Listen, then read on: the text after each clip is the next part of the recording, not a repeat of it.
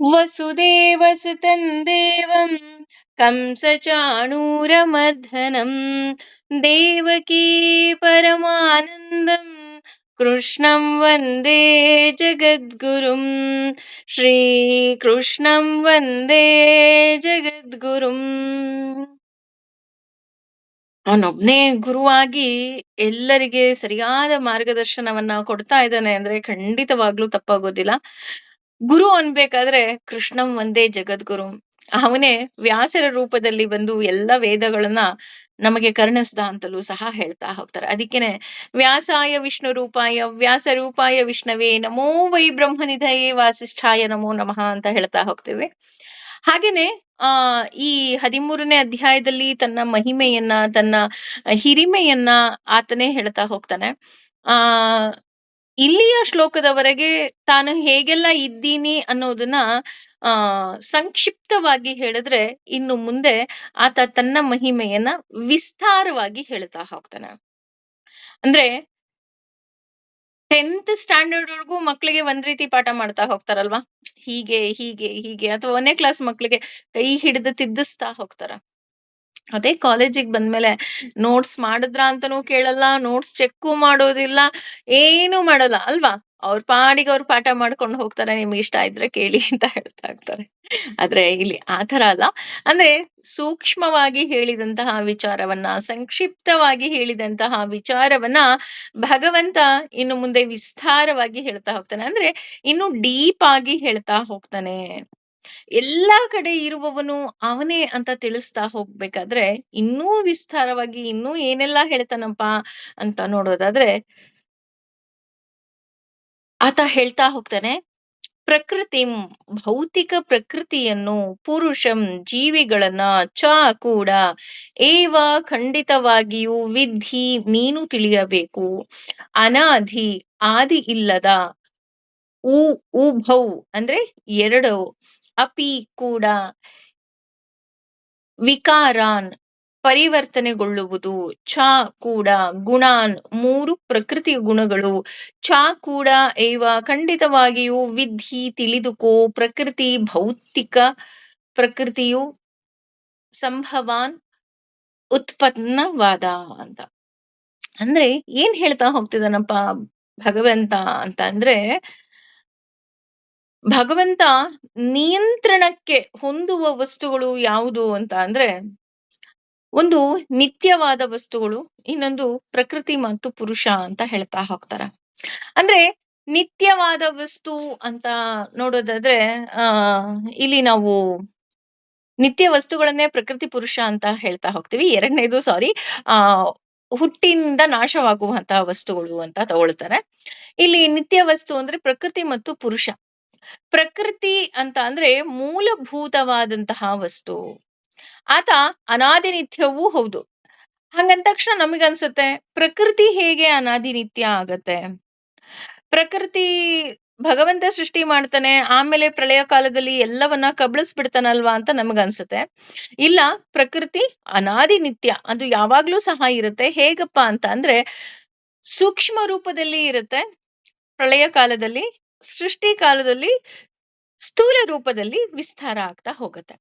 ಹೇಗಪ್ಪ ಅಂತ ಅಂದ್ರೆ, ಒಬ್ಬ ಕುಂಬಾರ ಮಡಿಕೆಯನ್ನ ಮಾಡಬೇಕು ಅಂದಾಗ ಇಲ್ಲಿ ಮಣ್ಣು ಪ್ರಧಾನ ಆಗ್ತಾ ಹೋಗುತ್ತೆ. ಆ ಮಣ್ಣಿನಿಂದ ಮಡಿಕೆಯನ್ನ ಕುಂಬಾರ ಮಾಡಿದ್ರೆ ಆಮೇಲೆ ಮಡಿಕೆ ಒಡೆದು ಚೂರ್ ಚೂರ್ ಚೂರ್ ಚೂರ್ ಚೂರ್ ಆಗಿ ಅದು ಕೊನೆಗೆ ಏನಾಗುತ್ತೆ, ಮಣ್ಣೆ ಆಗುತ್ತೆ ಅಲ್ವಾ. ಅಂದ್ರೆ ಮತ್ತೆ ಅದು ತನ್ನ ನಿಜ ಸ್ವರೂಪಕ್ಕೆ ಬರ್ತಾ ಹೋಗುತ್ತೆ. ಹಾಗೇನೆ ಈ ಸೃಷ್ಟಿ ಮತ್ತೆ ಪ್ರಳಯ ಅನ್ನೋದು ಅಂದ್ರೆ ಸೂಕ್ಷ್ಮ ರೂಪದಲ್ಲಿ ಪದ್ಮನಾಭನ ಉದರದಲ್ಲಿ ಇರುವಂತಹ ಪ್ರಕೃತಿ ಸೃಷ್ಟಿ ಕಾಲದಲ್ಲಿ ಸ್ಥೂಲ ರೂಪವಾಗಿ ಇರ್ತಾ ಹೋಗುತ್ತೆ. ಅಂದ್ರೆ ಅದು ಯಾವಾಗ್ಲೂ ಸಹ ಇರುವಂತದ್ದು ಅಂತ ಹೇಳ್ತಾ ಹೋಗ್ತಾರೆ. ಇದು ಪ್ರಕೃತಿ ಬಗ್ಗೆ ವರ್ಣನೆಯನ್ನ ಕೊಡ್ತಾ ಹೋದ್ರೆ, ಇನ್ನು ಪುರುಷ ಅನ್ನೋದು ನಮ್ಮೆಲ್ಲರಿಗೂ ಗೊತ್ತು, ಆತ ಸದಾ ಇರುವವನು.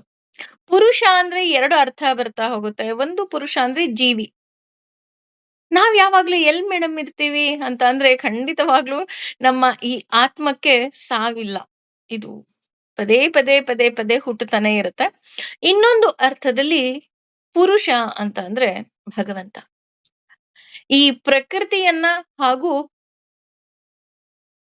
ಈ ಜೀವವನ್ನ ನಿಯಂತ್ರಿಸುವವನು ಸಹ ಅವನೇ ಆಗಿದ್ದಾನೆ. ನಮ್ಮಲ್ಲಿ ಸಾಮಾನ್ಯ ತಪ್ಪು ತಿಳುವಳಿಕೆ ಏನ್ ಬಂದ್ಬಿಟ್ಟಿದೆ ಅಂದ್ರೆ, ಪುರುಷ ಅಂದ್ರೆ ಗಂಡು ಅಂತ ಬಂದ್ಬಿಟ್ಟಿದೆ. ಇಲ್ಲ, ಪುರುಷ ಅಂದ್ರೆ ಭಗವಂತ. ಯಾಕಪ್ಪ ಅಂತ ಅಂದ್ರೆ, ಇದನ್ನ ಪುರಾಂ ಪ್ಲಸ್ ಶ ಅಂತ ಹೇಳಿ ನಾವು ಒಡೆದಾಗ ಅಲ್ಲಿ ಪೂರ್ಣತೆಯನ್ನ ಹೊಂದಿರುವ ದೇಹ ಅಂತ ಬರ್ತಾ ಹೋಗುತ್ತೆ ಒಂದು ಅರ್ಥದಲ್ಲಿ. ಅಂದ್ರೆ ಪರಮ ಪುರುಷ ಯಾರಾಗ್ತಾನಪ್ಪ ಅಂತ ಅಂದ್ರೆ, ಜ್ಞಾನ, ಶಕ್ತಿ, ಬಲ, ಐಶ್ವರ್ಯ, ವೀರ್ಯ ಮತ್ತು ತೇಜಸ್ಸು ಅನ್ನುವಂತಹ ಷಡ್ ಗುಣ ಷಡ್ ಗುಣಗಳಿಂದ ಪೂರಿತವಾದ ಜಗತ್ತನ್ನ ನಿಯಂತ್ರಿಸುವವ ಪುರುಷ. ಇನ್ನೊಂದು ಅರ್ಥದಲ್ಲಿ ಪೂ ಪ್ಲಸ್ ರು ಪ್ಲಸ್ ಶ ಅಂತ ಬರ್ತಾ ಹೋಗುತ್ತೆ. ಇಲ್ಲಿ ಪೂ ಅಂತ ಅಂದ್ರೆ ಎಲ್ಲವನ್ನ ಪಾವನಗೊಳಿಸುವವನು. ಅವನು ನಮ್ಮಲ್ಲಿದ್ರೆ ನಾವು ಪಾವನ ಅಲ್ವಾ. ಅದೇ ರೀತಿ ರು ಅಂದ್ರೆ ತಾನು ಒಳಗಿದ್ದು ಅಂದ್ರೆ ನಮ್ಮಲ್ಲಿರುವಂತಹ ಶತ್ರುಗಳಾದ ಅಜ್ಞಾನ ಮತ್ತು ದುಃಖವನ್ನ ತೊಡೆದು ಹಾಕಿ ಉದ್ಧಾರ ಮಾಡುವವನು. ಶ ಅಂತ ಅಂದ್ರೆ ಎಲ್ಲೆಡೆ ಮಲಗಿರುವವನು.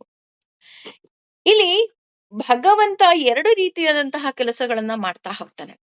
ಒಂದು, ನಮ್ಮೊಳಗೆ ಇದ್ದು ನಮ್ಮನ್ನ ಪಾವನಗೊಳಿಸ್ತಾ ಹೋಗ್ತಾನೆ, ನಮ್ಮನ್ನ ಪವಿತ್ರಗೊಳಿಸ್ತಾ ಹೋಗ್ತಾನೆ. ಅದೇ ರೀತಿ ನಾವು ಅವನಿಗೆ ಶರಣಾದಾಗ ನಮ್ಮನ್ನ ಶುದ್ಧ ಮಾಡ್ತಾ ಹೋಗ್ತಾನೆ. ಪಾವನ ಅಂತ ಅಂದ್ರೆ ನಮ್ಮಲ್ಲಿರುವಂತಹ ಕಾಮ, ಕ್ರೋಧ, ಮೋಹ, ಮದ, ಮಾತ್ಸರ್ಯ ಎಲ್ಲವನ್ನ ತೊಳೆದು ಹಾಕಿ ನಮ್ಮನ್ನ ಆತ ಉದ್ಧಾರ ಮಾಡ್ತಾ ಹೋಗ್ತಾನೆ. ಇವತ್ತು ನಮ್ಮನ್ನ ಯಾರಾದ್ರೂ ಕೈ ಹಿಡಿದು ಮೇಲೆ ಕೆತ್ತುತ್ತಾ ಇದ್ದಾರಪ್ಪ ಅಂತ ಅನ್ನೋದಾದ್ರೆ ಕೇವಲ ಅದು ಭಗವಂತ ಮಾತ್ರ. ಹಾಗಾಗಿ ಇಲ್ಲಿ ಹೇಳ್ತಾ ಇರೋದು ಪ್ರಕೃತಿಂ ಪುರುಷಂ ಚೈವ, ಅಂದ್ರೆ ನಮ್ಮ ಭೌತಿಕ ಶರೀರವನ್ನ ಹಾಗೂ ನಮ್ಮ ಈ ದೇಹದ ಒಳಗೆ ಇರುವ ಪುರುಷ ಏನಿದ್ದಾರೆ ಅವರಿಬ್ಬರೂ ಸಹ ಈ ಎಲ್ಲವುದರ ನಿಯಂತ್ರಕರಾಗಿ ಇಲ್ಲಿ ಕೆಲಸವನ್ನ ಮಾಡ್ತಾ ಇದ್ದಾರೆ. ಹಾಗೇನೆ ಇಲ್ಲಿ ಹೇಳ್ತಾ ಹೋಗ್ತಾರೆ, ಉಭಾವಪಿ ಅಂತ ಹೇಳ್ತಾ ಇದ್ದಾರೆ. ಉಭಾವಪಿ ಅಂದ್ರೆ ಪ್ರಕೃತಿಯ ಗುಣಗಳು ಅಂತ ಅರ್ಥ ಬರ್ತಾ ಹೋಗುತ್ತೆ. ಅಂದ್ರೆ ಈಗ ಒಂದು ಕಾರ್ ಇರುತ್ತೆ, ಆ ಕಾರಲ್ಲಿ 5 ರಿಂದ 6 ಜನ, ಮ್ಯಾಕ್ಸಿಮಮ್ 7 ಸೀಟರ್ ಕಾರು 7 ಜನ ಹೋಗ್ಬೋದು. ಅದೇ ಒಂದು ಟಿ ಅಂದ್ರೆ 25 ಜನ, ಅಥವಾ ಇನ್ನೂ ಸ್ವಲ್ಪ ಜಾಸ್ತಿ ಜನ ಆದ್ರೆ ಬಸ್ಸು, ಇನ್ನೂ ಜಾಸ್ತಿ ಆದ್ರೆ ಟ್ರೈನು ಅಲ್ವಾ. ಆದ್ರೆ ಈ ಬಸ್ ಇರ್ಬೋದು, ಟ್ರೈನ್ ಇರ್ಬೋದು, ಏನೇ ಇರ್ಬೋದು, ಆ ಎಲ್ಲವನ್ನ ಚಲಾಯಿಸೋದಕ್ಕೆ ಒಬ್ಬ ಡ್ರೈವರ್ ಬೇಕೇ ಬೇಕು ಅಲ್ವಾ. ಆ ಡ್ರೈವರ್ ಕೆಲಸವನ್ನ ಅಂದ್ರೆ ಈ ದೇಹವನ್ನ ಚಲಿಸುವಂತೆ ಮಾಡುವವನು ಭಗವಂತ. ಅದಕ್ಕೆ ನಾವು ಪ್ರಕೃತಿಯನ್ನ ಅಂದ್ರೆ ಪ್ರಕೃತಿಯನ್ನ ಸೂಕ್ಷ್ಮಾತಿ ಸೂಕ್ಷ್ಮವಾಗಿ ನಿಯಂತ್ರಿಸುವವರು ಯಾರಪ್ಪ ಅಂತ ಅಂದ್ರೆ ಚಿತ್ ಪ್ರಕೃತಿ ಅಂತ ಹೇಳ್ತೀವಿ. ಆ ಚಿತ್ ಪ್ರಕೃತಿಯನ್ನ ನಿಯಂತ್ರಿಸುವವಳು ದೇವಿ, ಅದರಲ್ಲೂ ಲಕ್ಷ್ಮೀ ದೇವಿ ಅಂತ ಹೇಳ್ತಾ ಹೋಗ್ತಾರೆ. ಹಾಗಿದ್ರೆ ಲಕ್ಷ್ಮೀ ದೇವಿನೇ ಮುಖ್ಯನಾ ಅಂತ ನೋಡೋದಾದ್ರೆ, ಲಕ್ಷ್ಮೀ ದೇವಿ ಎಲ್ಲವನ್ನ ನಿಯಂತ್ರಿಸ್ತಾ ಇದ್ದಾಳೆ. She is just like a manager. ಆಕೆಯೂ ಸಹ ಭಗವಂತ ಹೇಗೆ ಹೇಳ್ತಾನೋ ಹಾಗೆ ನಡೆಸ್ತಾ ಇದ್ದಾಳೆ. ಈಗ ಪ್ರಕೃತಿ ಕರೆಕ್ಟ್ ಆಗಿ ಅದರ ಕೆಲಸವನ್ನೇ ಮಾಡ್ತಾ ಇದೆ, ಅಥವಾ ಲಕ್ಷ್ಮಿ ಅವಳ ಕೆಲಸವನ್ನ ಅವಳು ತುಂಬಾ ಚೆನ್ನಾಗಿ ನಿರ್ವಹಿಸ್ತಾ ಇದ್ದಾಳೆ, ಅದರಲ್ಲಿ ಯಾವುದೇ ರೀತಿಯಾದಂತಹ ಡೌಟ್ ಇಲ್ಲ. ಆದ್ರೆ ಈಗ ಲಕ್ಷ್ಮಿಯೇ ಎಲ್ಲವನ್ನ ನಿಯಂತ್ರಿಸ್ತಾ ಇದ್ದಾಳೆ ಅಂತ ಅನ್ನೋದಿಕ್ಕೂ ನಮ್ಗಾಗೋದಿಲ್ಲ. ಪ್ರಕೃತಿ ಅದಾಗದೆ ನಿಯಂತ್ರಣಕ್ಕೆ ಬರ್ತಿದೆ ಅನ್ನೋದಕ್ಕೂ ಸಾಧ್ಯ ಇಲ್ಲ. ಯಾಕೆ ಅಂತಂದ್ರೆ, ಈಗ ಉದಾಹರಣೆಯಾಗಿ ತಗೋಬೇಕು ಅಂತಂದ್ರೆ, ನಮ್ಮೆಲ್ರಿಗೂ ಗೊತ್ತು ಚಳಿಗಾಲದಲ್ಲಿ ಚಳಿ ಇರುತ್ತೆ, ಮಳೆಗಾಲದಲ್ಲಿ ಮಳೆ ಬರುತ್ತೆ, ಬೇಸಿಗೆಗಾಲದಲ್ಲಿ ಬೇಸಿಗೆ ಬರುತ್ತೆ. ಆದ್ರೆ ಭಗವಂತ ನಿಯಂತ್ರಣ ಮಾಡ್ತಾ ಇರೋದ್ರಿಂದ ಇಲ್ಲಿ ಪ್ರಕೃತಿ ಏನಾಗತ್ತೆ, ನಮ್ಗನ್ಸುತ್ತೆ ಪ್ರಕೃತಿ ಮುನಿಸ್ಕೊಂಡಿದ್ದಾಳೇನೋ ಅಂತ ಅನ್ಸುತ್ತೆ. ಅಂದ್ರೆ ಚಳಿಗಾಲದಲ್ಲಿ ಮಳೆ ಬರುತ್ತೆ. ಈಗಂತೂ ಚಳಿಗಾಲ ಹೇಗಾಗೋಗ್ಬಿಟ್ಟಿದ್ಯಪ್ಪ ಅಂದ್ರೆ, ಹೆಚ್ಚು ಕಮ್ಮಿ ಈ ಒಂದು 15 ದಿವಸದಲ್ಲಿ ಒಂದೇ ದಿನದಲ್ಲಿ 3 ಸೀಸನ್ ಅನ್ನ ನಾವು ನೋಡ್ತಾ ಇದೀವಿ. ಚಳಿಗಾಲವನ್ನು ನೋಡ್ತಾ ಇದೀವಿ. ಬೆಳಗ್ಗೆ ನೋಡಿದ್ರೆ ಚಳಿ ಇರುತ್ತೆ, ಮಧ್ಯಾಹ್ನ ನೋಡಿದ್ರೆ ರಣ ಬಿಸಿಲಿರುತ್ತೆ, ರಾತ್ರಿ ನೋಡಿದ್ರೆ ಇದ್ದಕ್ಕಿದ್ದ ಹಾಗೆ ಅದೆಲ್ಲಿರುತ್ತೋ ಗೊತ್ತಿಲ್ಲ, ಸಂಜೆ ಮಳೆ ಬರ್ತಾ ಇದೆ ಅಲ್ವಾ. ಇದನ್ನ ನಾವು ನಿಯಂತ್ರಣ ಮಾಡೋದಿಕ್ಕೆ ಆಗತ್ತಾ? ಖಂಡಿತವಾಗ್ಲೂ ಆಗೋದಿಲ್ಲ. ಅದೇ ರೀತಿ ಉಭಾವಪಿ ಅಂದ್ರೆ ಪುರುಷ ಅನ್ನೋದು ಸಹ ಬರ್ತಾ ಹೋಗುತ್ತೆ. ಆತನೂ ಸಹ ಅನಾದಿ ನಿತ್ಯ. ಅಂದ್ರೆ ಅವರಿಬ್ಬರಿಂದ ಈ ಪ್ರಕೃತಿ ನಿಯಂತ್ರಣದಲ್ಲಿ ಇದೆ. ಯಾರಿಬ್ಬರಿಂದ? ಈಗ ಒಂದು ಮನೆ ನಡಿಬೇಕು ಅಂತ ಅಂದಾಗ ಕೇವಲ ಗಂಡಸೊಬ್ಬನೇ ದುಡಿದ್ರೂ ಸಾಲೋದಿಲ್ಲ, ಅಥವಾ ಕೇವಲ ಹೆಂಗಸೊಬ್ಳೆ ಮನೆ ಕೆಲಸ ಮಾಡಿದ್ರೂನು ಸಾಲೋದಿಲ್ಲ ಅಲ್ವಾ? ಆ ಮನೆ ತುಂಬಾ ಚೆನ್ನಾಗಿದೆ ಅಂದ್ರೆ ಅದಕ್ ಕಾರಣ ಏನು? ಇಬ್ರು ಹೊಂದ್ಕೊಂಡು ತುಂಬಾ ಚೆನ್ನಾಗಿ ನಡ್ಕೊಂಡು ಹೋಗ್ತಾ ಇದಾರೆ ಕಣ್ರೀ ಅನ್ನೋದು ತುಂಬಾ ತುಂಬಾ ತುಂಬಾ ತುಂಬಾ ತುಂಬಾ ತುಂಬಾ ಇಂಪಾರ್ಟೆಂಟ್ ಆಗತ್ತೆ. ಜಸ್ಟ್ ಲೈಕ್ ದಟ್, ಈ ಪ್ರಕೃತಿ ಮತ್ತೆ ಪುರುಷ ಅಂದ್ರೆ ಲಕ್ಷ್ಮಿ ಮತ್ತು ನಾರಾಯಣ ಇಬ್ಬರು ಏನಿದ್ದಾರೆ, ಅವರಿಬ್ಬರು ಸಹ ಬಹಳ ಅನ್ಯೋನ್ಯವಾಗಿ ಇಲ್ಲಿ ಕೆಲಸ ಮಾಡ್ತಾ ಇದ್ದಾರೆ ಅನ್ನುವಂತಹ ಸಾರವನ್ನ ಮೊದಲನೇ ಸಾಲು ಹೇಳಿದೆ. ಅಂದ್ರೆ ಪ್ರಕೃತಿಂ ಪುರುಷಂ ಚೈವ ವಿದೃನಾದಿ ಉಭಾವಪಿ. ಅವರಿಬ್ಬರೂ ಸಹ ಒಬ್ಬರಿಗೊಬ್ಬರು ಹೊಂದಿಕೊಂಡು ಇಲ್ಲಿ ಈ ಪ್ರಕೃತಿಯನ್ನ ಅದಕ್ಕೆ ಇಲ್ಲಿ ಹೇಳಿದ್ದು. ಇನ್ನು ವಿಸ್ತಾರವಾಗಿ ಭಗವಂತ ನಾನು ಹೇಗೆಲ್ಲ ಇದ್ದೀನಿ ಅನ್ನೋದನ್ನ ಹೇಳ್ತಾ ಇದ್ದಾನೆ ಅಂತ. ಹಾಗೇನೆ ವಿಕಾರಂಶ್ಚ ಗುಣಂಶ್ಚೈವ ವಿಧಿ ಪ್ರಕೃತಿ ಸಂಭವಾನ್. ಇಲ್ಲಿ ವಿಕಾರ ಅಂದ ತಕ್ಷಣ ನಮಗೆ ಗೊತ್ತು, ಬದಲಾವಣೆ ಹೊಂದುವಂತಹ ವಸ್ತುಗಳು. ಈ ಪ್ರಕೃತಿಯೂ ಸಹ ಬದಲಾವಣೆ ಹೊಂದುತ್ತಾ ಇದೆ. ಮಳೆಗಾಲ, ಚಳಿಗಾಲ, ಬೇಸಿಗೆಗಾಲ. ಅಷ್ಟೇ ಅಲ್ಲದೆ ನಾವು ಸಹ ವಿಕಾರಗೊಳ್ತಾ ಇದ್ದೀವಿ. ಹುಟ್ಟಿದ್ದೀವಿ ಮಾಂಸದ ಮುದ್ದೆಯಾಗಿ ಅಮ್ಮನ ಹೊಟ್ಟೆಯಲ್ಲಿ ಭಗವಂತ ನಮ್ಮನ್ನ ಹಾಕಿದ್ರೆ, ಅದಕ್ಕೆ ಲಕ್ಷ್ಮೀ ಮಾತೆ ಕಣ್ಣು, ಕಿವಿ, ಮೂಗು, ಬಾಯಿ ಎನ್ನುವ ಇಂದ್ರಿಯಗಳನ್ನ ಕರುಣಿಸಿ ನಮ್ಮನ್ನ 9 ತಿಂಗಳಾದ ಮೇಲೆ ಈ ಪ್ರಕೃತಿಗೆ ಹೊರಬರುವಂತೆ ಮಾಡ್ತಾಳೆ. ಪ್ರತಿ ದಿನ ಪ್ರತಿ ಕ್ಷಣ ಈ ದೇಹ ಬದಲಾವಣೆ ಹೊಂದುತ್ತಾ ಹೋಗುತ್ತೆ. ಬಾಲ್ಯ, ಯೌವನ, ಮುಪ್ಪು ಅನ್ನೋ ಹಾಗೆ. ಹಾಗೆ ಇದು ಕೇವಲ ದೇಹಕ್ಕಷ್ಟೇ ಅಲ್ಲ, ಗುಣಗಳಲ್ಲೂ ಸಹ ಬದಲಾವಣೆ ಹೊಂದುತ್ತಾ ಹೋಗ್ತೀವಿ. ಭಾವನೆಗಳಲ್ಲಿ ಬದಲಾವಣೆ ಹೊಂದುತ್ತಾ ಹೋಗ್ತೀವಿ. ಇಚ್ಛೆಗಳಲ್ಲಿ ಬದಲಾವಣೆ ಹೊಂದುತ್ತಾ ಹೋಗ್ತೀವಿ. ಅದೇ ವಿಕಾರ ಅಂದ್ರೆ ನಾನಾ ವಿಧವಾದ ಇಚ್ಛೆಗಳು. ಕಾಮ, ಕ್ರೋಧ, ಮೋಹ, ಮದ, ಮಾತ್ಸರ್ಯ ಎಲ್ಲವುದೂ ಇದ್ರೂ ಸಹ ಇಲ್ಲಿ ದ್ವೇಷ ಮತ್ತು ಇಚ್ಛೆಯನ್ನ ಮುಖ್ಯವಾಗಿ ತಗೊಳ್ತಾರೆ. ಯಾಕೆ ಅಂತ ಅಂದ್ರೆ ನಮ್ಮ ಇಚ್ಛೆ ಪ್ರತಿದಿನ ಬದಲಾಗ್ತಾ ಹೋಗುತ್ತೆ. ಇದನ್ನ ಮೊದ್ಲು ಸಹ ಬಂದಿತ್ತು, ಹಾಗಾಗಿ ಇಲ್ಲಿ ಅತಿ ಹೆಚ್ಚು ವಿವರಣೆ ಕೊಡೋ ಅವಶ್ಯಕತೆ ಇಲ್ಲ. ಮೊದ್ಲು ಸಹ ಬಂದಿತ್ತು. ನಮ್ಮ ಇಚ್ಛೆ ಪ್ರತಿ ದಿನದಿಂದ ದಿನಕ್ಕೆ ಬದಲಾಗ್ತಾ ಹೋಗುತ್ತೆ. ಅದೇ ರೀತಿ ನಮ್ಮ ಗುಣಗಳಿಂದ ಈ ಇಚ್ಛೆ ಬರ್ತಾ ಹೋಗುತ್ತೆ ಅಂತ ಹೇಳ್ತಾ ಹೋಗ್ತಾರೆ. ಅಂದ್ರೆ ನಾವು ಸಾತ್ವಿಕ ಗುಣದವರಾದ್ರೆ ಸಾತ್ವಿಕ ಇಚ್ಛೆಗಳು, ರಾಜಸ ಗುಣ ಹೊಂದಿದವರೇ ರಾಜಸ ಇಚ್ಛೆಗಳು, ಹಾಗೂ ತಾಮಸದವರಿಗೆ ತಾಮಸ ಇಚ್ಛೆಗಳು ಬರ್ತಾ ಹೋಗುತ್ತೆ. ಹಾಗಾಗಿ ನಾವು ಭಗವಂತನಿಗೆ ಶರಣಾಗ್ತಾ ಹೋಗ್ಬೇಕು. ನನಗೆ ಸಾತ್ವಿಕವಾದ ಇಚ್ಛೆಗಳನ್ನ ಕೊಡು. ಅಯ್ಯೋ, ಭಗವಂತನ ಸೇವೆ ಮಾಡಬೇಕು, ಭಗವಂತನ ಪಾರಾಯಣ ಮಾಡಬೇಕು, ಭಗವಂತನಿಗೆ ಹತ್ತಿರವಾಗಿರ್ಬೇಕು, ಏಕಾದಶಿ ವ್ರತವನ್ನ ಮಾಡಬೇಕು, ಯಾವುದೇ ಕಾರಣಕ್ಕೂ ನಾನು ವ್ರತವನ್ನ ಭಂಗ ಮಾಡ್ಕೋಬಾರ್ದು. ಸಾತ್ವಿಕ ಇಚ್ಛೆಗಳು. ಮನೆಯಲ್ಲಿ ಒಂದು ಒಳ್ಳೆಯ ವ್ರತವನ್ನ ಮಾಡಬೇಕು, ತನ್ನ ಇಷ್ಟಾರ್ಥ ಜನರನ್ನ ಕರಿಬೇಕು, ಅಥವಾ ಎಲ್ಲರೂ ಎಲ್ಲೋ ಒಂದು ದೇವಸ್ಥಾನದಲ್ಲಿ ಹೋಗಿ ಕೂತ್ಕೋಬೇಕು, ಪಾರಾಯಣ ಮಾಡಬೇಕು, ಅಥವಾ ಧರ್ಮದ ಕೆಲಸಗಳನ್ನ ಮಾಡಬೇಕು. ನೋಡಿ, ಇಲ್ಲಿ ಇಚ್ಛೆ ಬರಬೇಕು ಅಂದ್ರೂ ಅದು ಒಂದು ವಿಕಾರಗೊಳ್ಳಬೇಕು ಅಲ್ವಾ? ನಮ್ಮಲ್ಲಿ ಅದು ಮೂಡಬೇಕು. ಮೂಡಿದಾಗ ಮಾತ್ರ ಅದು ಸಾಧ್ಯ, ಇಲ್ಲ ಅಂದ್ರೆ ಸಾಧ್ಯ ಇಲ್ಲ. ಹಾಗೆ ಗುಣಾಂಶ್ಚೈವ, ತ್ರಿಗುಣಗಳು ಸಹ ಈ ಪ್ರಕೃತಿಯಿಂದ ಉಂಟಾಗುತ್ತದೆ. ನಮ್ಗೆ ಗೊತ್ತು, ಈ ಲಕ್ಷ್ಮಿ ಈ ಮಾಯೆಯಿಂದ ಏನ್ ಮಾಡ್ಬಿಟ್ಟಿದಳಪ್ಪ ಅಂತ ಅಂದ್ರೆ, ಎಲ್ಲಿ ನನ್ನ ಗಂಡನನ್ನ ಸೇರ್ಬಿಡ್ತಾಳೋ ಇವರೆಲ್ಲ ಅಂತ ಅನ್ಬಿಟ್ಟು ಆಕೆ ಏನ್ ಮಾಡಿದಾಳೆ, ರಜೋಗುಣ, ತಮೋಗುಣ ಮತ್ತೆ ಸಾತ್ವಿಕ ಗುಣಗಳಿಂದ ಆ ಭಗವಂತನನ್ನ ಆಕೆ ಸುತ್ತುವರೆದು ಬಿಟ್ಟಿದ್ದಾಳೆ. ನಮಗೂ ಮತ್ತು ಭಗವಂತನಿಗೂ ಇರೋದು ಇದೇ ಪರದೆ ಅಲ್ವಾ? ಬೇಕು ಬೇಕು ಬೇಕು ಬೇಕು ಬೇಕು ಅನ್ನೋ ಇಚ್ಛೆಯ ಗುಣಗಳು. ಭಗವಂತನನ್ನ ಸೇರ್ಬೇಕು ಅನ್ನೋದು ಅಫ್ಕೋರ್ಸ್ ಅದು ಸಾತ್ವಿಕ ಇಚ್ಛೆ ಆದ್ರೂ ಸಹ, ಈ ತಮೋಗುಣ ಮತ್ತು ರಜೋಗುಣದವರಿಗೆ ಬೇಡದೇ ಇರುವಂತಹ ಇಚ್ಛೆಗಳು. ನಾನೊಬ್ಬನೇ ಚೆನ್ನಾಗಿರ್ಬೇಕು, ನಾನೊಬ್ಬನೇ ಎಲ್ಲ, ನನ್ನ ಕುಟುಂಬ ಇದ್ರೆ ಸಾಕು ಅಲ್ವಾ? ಹಾಗೆ ಇದೆಲ್ಲವುದೂ ಸಹ ಹೇಗೆ ನಿಯಂತ್ರಣ ಆಗ್ತಾ ಹೋಗುತ್ತೆ? ಈ ಗುಣಗಳು ಸಹ ನಿಯಂತ್ರಣ ಆಗ್ಬೇಕಲ್ವಾ? ನಾನು ಭಗವಂತನನ್ನ ಸೇರ್ಬೇಕಲ್ವಾ? ನಾನು ಭಗವಂತನನ್ನ ಸೇರೋದೇ ಈ ಮಾನವ ಜನ್ಮದಲ್ಲಿ ಮುಖ್ಯವಾಗಿರ್ಬೇಕಲ್ವಾ? ಹಾಗಿದ್ರೆ ನಾನು ಹೇಗೆ ಹೋಗಿ ನನ್ನ ಭಗವಂತನನ್ನ ಸೇರ್ಲಿ?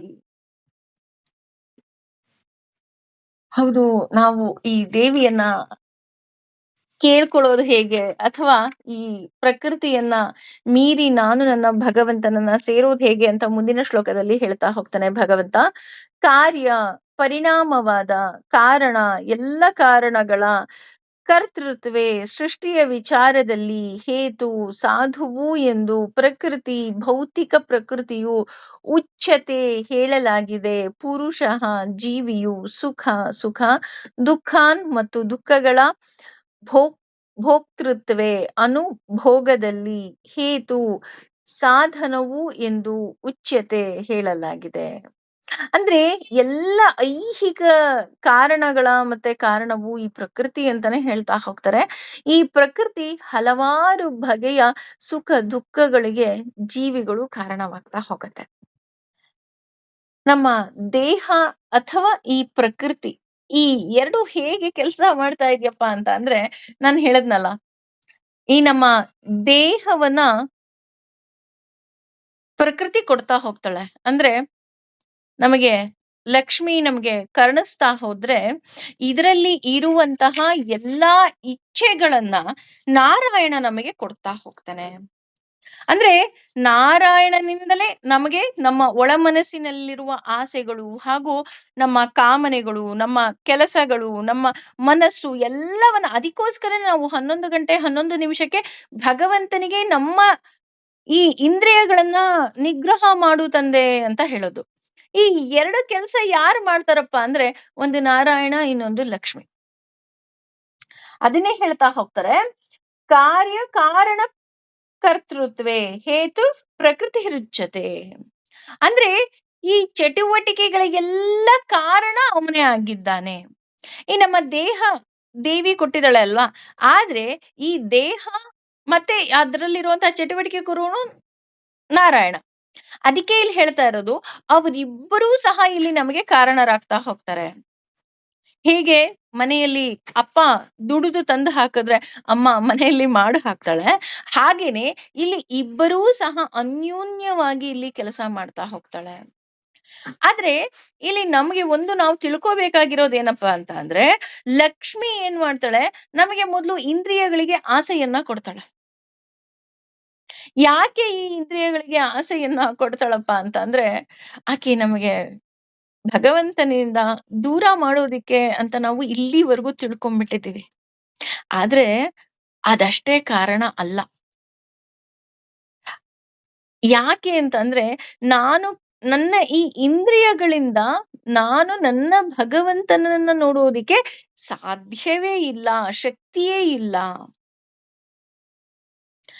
ಉದಾಹರಣೆ ಹೇಳ್ಬೇಕು ಅಂತ ಅಂದ್ರೆ, ಈಗ ಅರ್ಜುನನೂ ಅಷ್ಟೇ, ಅವನು ಹೇಳ್ತಾನೆ ನಿನ್ನ ವಿರಾಟ ರೂಪವನ್ನ ತೋರಿಸು, ವಿಶ್ವರೂಪವನ್ನ ತೋರಿಸು ಅಂದಾಗ ಭಗವಂತ ತೋರಿಸ್ಬೋದಿತ್ತು. ನೋಡು ಅಂತ ಹೇಳುವುದರ ಜೊತೆಗೆ ಅವನಿಗೆ ದಿವ್ಯ ಶಕ್ತಿಯನ್ನ ಕೊಡ್ತಾ ಹೋಗ್ತಾನೆ, ದಿವ್ಯ ದೃಷ್ಟಿಯನ್ನ ಕೊಡ್ತಾ ಹೋಗ್ತಾನೆ. ಯಾಕಪ್ಪ ಅಂದ್ರೆ ಅವನಿಗೆ ಇರುವಂತಹ ಆ ಕಣ್ಣುಗಳಲ್ಲಿ ಭಗವಂತನನ್ನ ಗ್ರಹಿಸುವ ಶಕ್ತಿ ಇಲ್ಲ ಅಲ್ವಾ? ಅದೇ ರೀತಿ ಇಲ್ಲಿ ಲಕ್ಷ್ಮಿಯೂ ಸಹ ನಮ್ಮ ಇಂದ್ರಿಯಗಳಿಗೆ ಆಸೆ ಕೊಡ್ತಾ ಹೋಗ್ತಾಳೆ. ಕಣ್ಣು ನೋಡಿದ ತಕ್ಷಣ ಎಸ್ ಈ ರೀತಿ ಒಡವೆ ಬೇಕು, ಈ ರೀತಿ ಬಟ್ಟೆ ಬೇಕು, ಈ ರೀತಿ ಮನೆ ಬೇಕು, ಇನ್ನೊಂದು ಬೇಕು, ಮತ್ತೊಂದು ಬೇಕು. ಆದ್ರೆ ಈ ಆಸೆಯನ್ನು ಕೊಡುವಂತಹ ಕಣ್ಣುಗಳಿಗೆ ನಾನು ನನ್ನ ಭಗವಂತನನ್ನ ನೋಡುವಂತಹ ಶಕ್ತಿ ಇಲ್ಲ.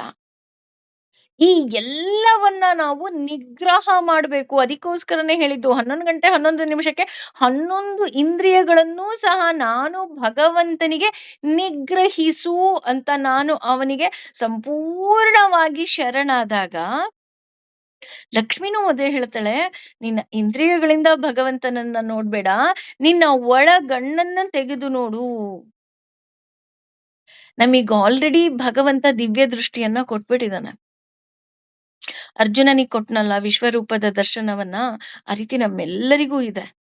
ಆದ್ರೆ ಅದು ಯಾವಾಗ ಸಾಧ್ಯ ಆಗುತ್ತಪ್ಪ ಅಂದ್ರೆ, ಈ ಇಂದ್ರಿಯಗಳನ್ನ ನಾನು ಸಂಪೂರ್ಣವಾಗಿ ನಿಗ್ರಹಿಸಿ ನನ್ನ ಒಳಗಣ್ಣಿನಿಂದ ನಾನು ನನ್ನ ಭಗವಂತನನ್ನ ನೋಡಿದಾಗ ಮಾತ್ರ ಅದು ನನಗೆ ಭಗವಂತ ಕಾಣಿಸ್ತಾ ಹೋಗ್ತಾನೆ.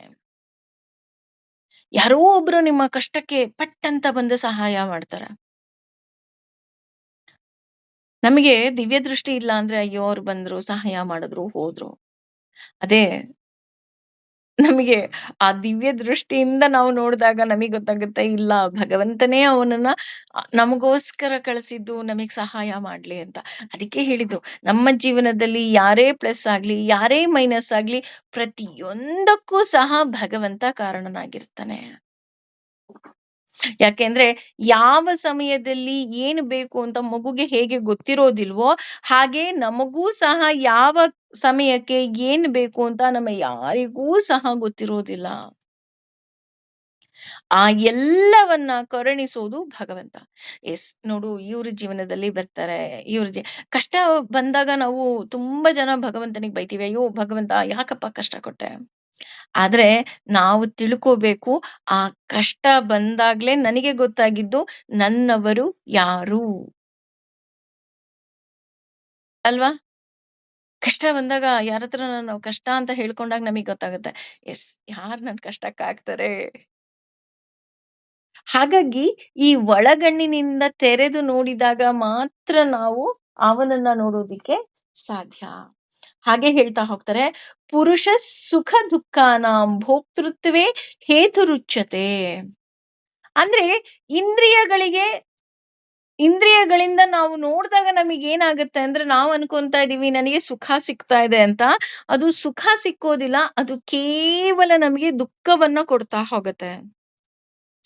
ಉದಾಹರಣೆ, ಯಾವುದೋ ಒಂದು ವ್ಯಕ್ತಿಯನ್ನ ನಾನು ಕೇವಲ ಕಣ್ಣಿನಿಂದ ನೋಡಿ ನಾನು ಇಷ್ಟಪಟ್ಟೆ ಅಂದ್ರೆ, ಇವತ್ತಲ್ಲ ನಾಳೆ ಅದು ನನಗೆ ದುಃಖನೇ ಕೊಡುತ್ತೆ. ಅಥವಾ ಯಾವುದೋ ಒಂದು ವಸ್ತುವನ್ನ ತೆಗೆದುಕೊಳ್ತೀನಿ, ಈಗ ಒಡವೆ ಇರ್ಬೋದು, ಸೀರೆ ಇರ್ಬೋದು, ಮನೆ ಇರ್ಬೋದು, ಕಾರ್ ಇರ್ಬೋದು, ಏನೇ ಇರ್ಬೋದು, ಅದು ನಾನು ತಗೊಂಡಿದ ತಕ್ಷಣ ಒಬ್ವಿಯಸ್ಲಿ ನನಗದು ಸುಖ ಸಿಕ್ಕುತ್ತೆ. ಆದ್ರೆ ಆ ವಸ್ತು ಕಳೆದು ಹೋದ್ರೆ ಏನಾಗುತ್ತೆ? ನನಗೆ ದುಃಖ ಸಿಗ್ತಾ ಹೋಗುತ್ತೆ. ಅದನ್ನೇ ಹೇಳ್ತಾ ಇರೋದು. ಇಲ್ಲಿ ಇಂದ್ರಿಯಗಳಿಂದ ನನಗೆ ಏನೆಲ್ಲ ಸುಖ ಸಿಗ್ತಾ ಹೋಗುತ್ತೆ, ಅದು ಕೇವಲ ದುಃಖವನ್ನ ಕೊಡ್ತಾ ಹೋಗುತ್ತೆ. ಉದಾಹರಣೆ ಇನ್ನೂ ಚೆನ್ನಾಗಿ ಹೇಳ್ಬೇಕು ಅಂದ್ರೆ, ಈ ನಾಲಿಗೆ ಇದೆ ಅಲ್ವಾ? ಈ ನಾಲಿಗೆಗೆ ನಾ ಸಿಹಿಯನ್ನ ಅತಿ ಹೆಚ್ಚು ಹಾಕಿದಾಗ ಅದು ತುಂಬಾ ಖುಷಿ ಸಿಕ್ಕುತ್ತೆ. ವಾವ್! ಸೂಪರ್ ಆಗಿದೆ. ಚಂಪಾಕಲಿ ಸೂಪರ್ ಆಗಿದೆ. ಮೈಸೂರು ಪಾಕ್ ಸೂಪರ್ ಆಗಿದೆ. ಹೋಳಿಗೆ ಸೂಪರ್ ಆಗಿದೆ. ಆದ್ರೆ ಅದು ಹೆಚ್ಚಾದಾಗ ನಮ್ಗೆ ಗೊತ್ತು, ವಯಸ್ಸಾದ್ಮೇಲೆ ಶುಗರ್ ಬರ್ತಾ ಹೋಗುತ್ತೆ.